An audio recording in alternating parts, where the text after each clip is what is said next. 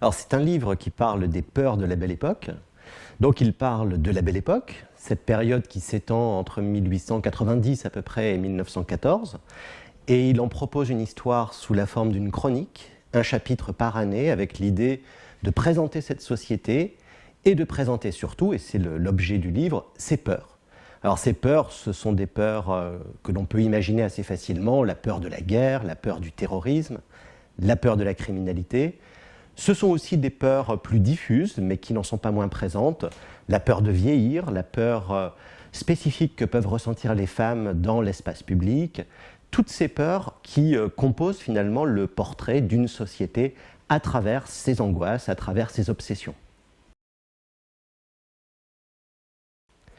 Pour ce type de livre, la source principale, c'est forcément la presse, la source médiatique.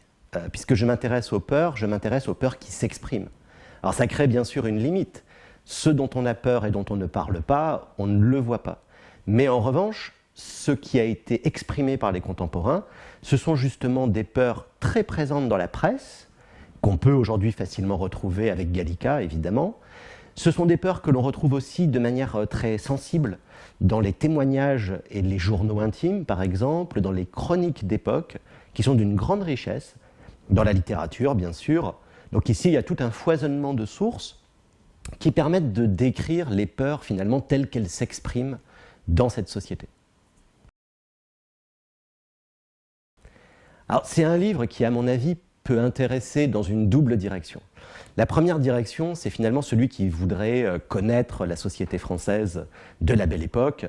Et ce livre propose, de ce point de vue, une traversée de la société à travers ces zones d'ombre. Donc c'est une manière complémentaire, finalement, différente et complémentaire, d'aborder cette séquence chronologique à travers, finalement, tout ce qui a pu inquiéter et donc susciter des formes d'obsession. L'autre intérêt qu'on peut trouver à ce livre, je crois, c'est un intérêt très contemporain, puisque ces peurs de 1900 ont beaucoup d'écho, beaucoup de résonance avec nos peurs contemporaines.